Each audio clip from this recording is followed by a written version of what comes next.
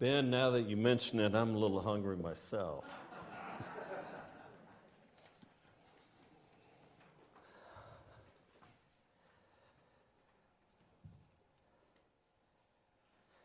I'm trying to imagine how those three must have felt when they're on the mountain with Jesus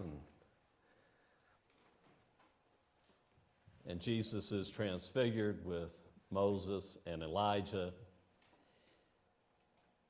And Matthew, a hated and despised tax collector, April 15th is on its way. The Jews of Jesus' day resented tax collectors, so some things never change. Oh, I don't hate my friend Paul Wiseman, who's county treasurer in Boulder, but I was thinking about this. Matthew's gospel was written somewhere around 60 AD or ACE. It had been 25, 30 years since Jesus' death, burial, and resurrection. And here is this despised tax collector, Levi, Matthew, and he's recording the teachings of Jesus and the life of Jesus. And he and Luke's gospel, and Luke was a physician by training who never met Jesus. Mark was probably the first gospel written. And then John writes John's thing, and he may have been on the Isle of Patmos, and I understand they had good mushrooms there. Sometimes remembering that helps when you read the book of Revelation, which John supposedly wrote on the Isle of Patmos.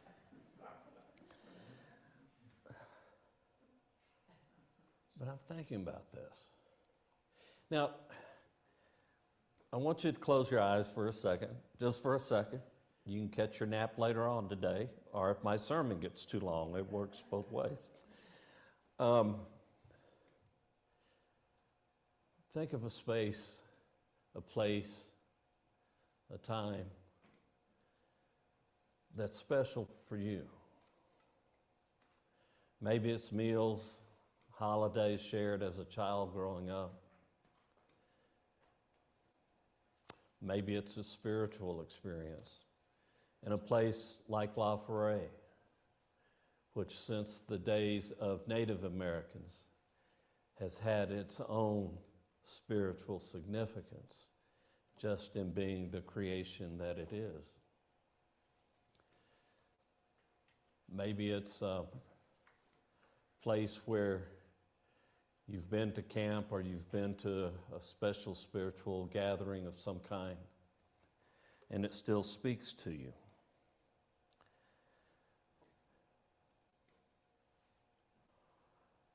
For me, a couple of places, one called Progreso, Texas,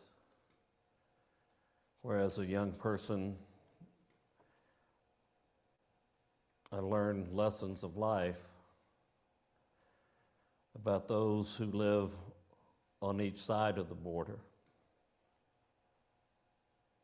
Hard lessons.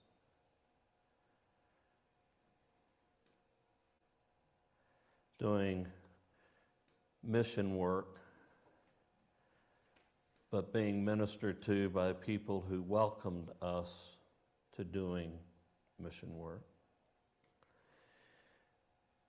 And then, and of all places outside of Macon, Mississippi and Lake Forest Ranch,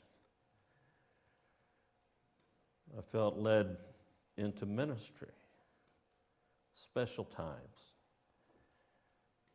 special places.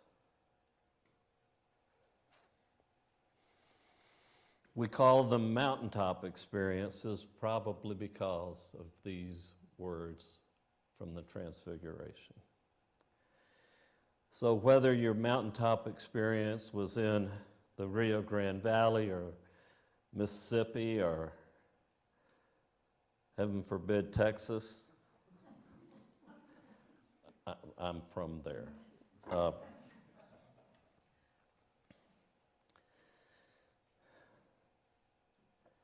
Remember those. And the lessons or the impacts are the ways that they have touched your life in days gone by, because in remembering these, the power of remembering these places can still speak to us and bring us comfort in the midst of the days and the chaos of the times in which we live.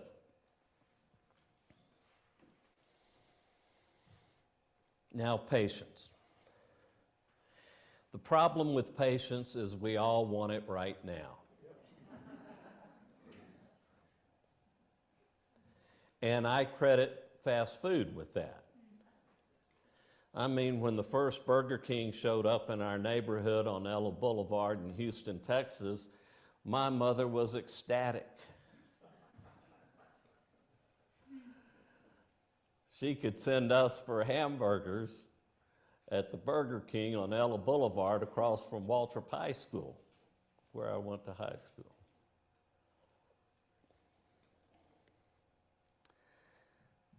Yeah, we've been impacted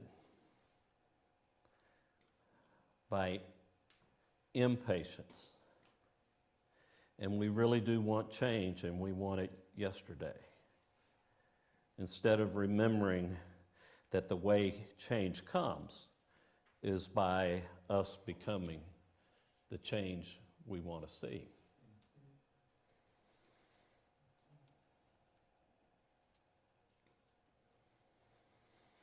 The temptation that we face when we're in a hurry for patience is that we don't take the time that is necessary to be the change that we want to see in others and in ourselves.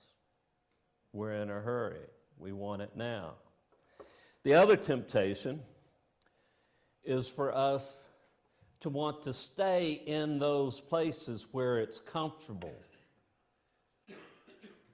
You know, Peter, James, and John, and maybe it's because they were fisher people that's why they became kind of an inner circle to Jesus. I'm not sure why, but they were there with him at his invitation. And being there at his invitation and then seeing this stuff happen, I don't know, I think I would probably be more scared.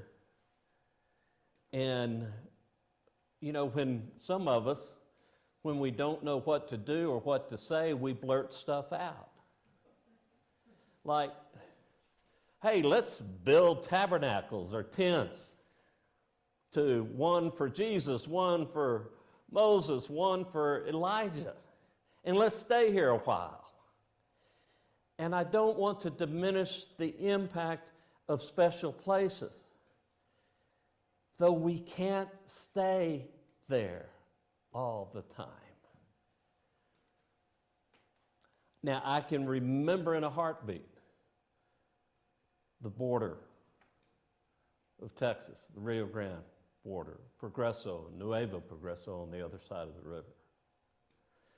I can close my eyes and I can see Guillermo, a 6-year-old who sat in my lap during revival services at night.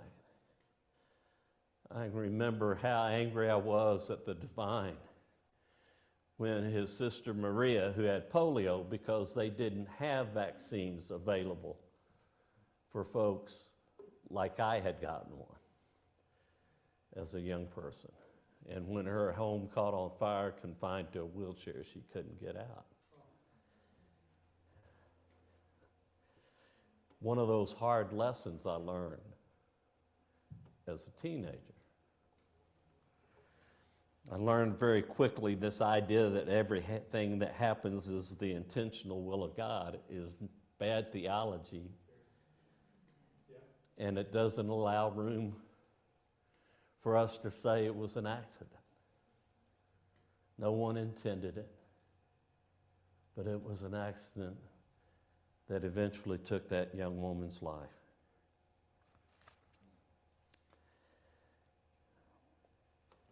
What stayed with me from that was the idea that we're called to serve. We're called to care for one another.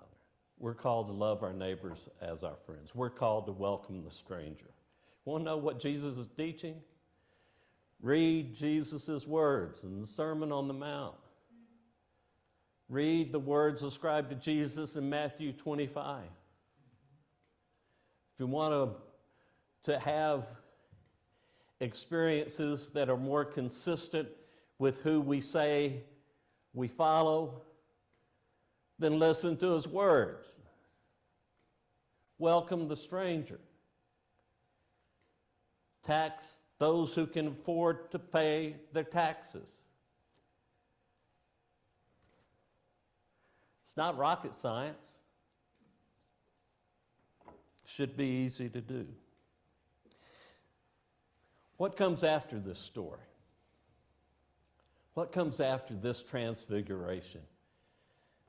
And the transfiguration gives us all hope that we too can be transformed into being better, kinder, loving, serving, welcoming people than perhaps we've been in our past.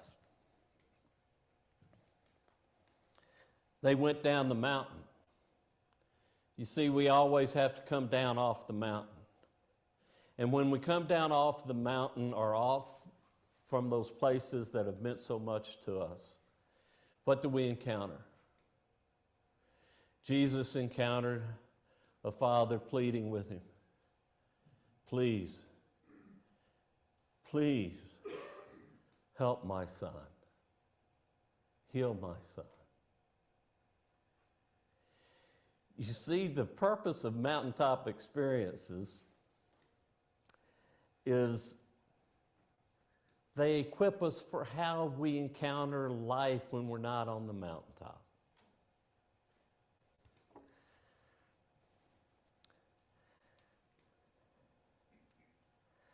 I couldn't wait to turn 16 on August 4th of 19 whatever it was.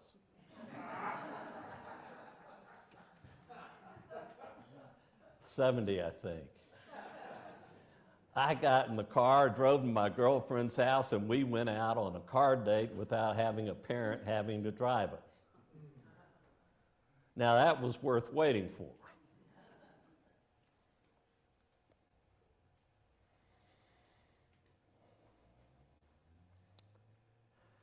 What are you waiting for today? Fulton Sheen says patience is power. Patience is not an absence of action, rather it is timing. It waits on the right time to act for the right principles, for the right people, those in need.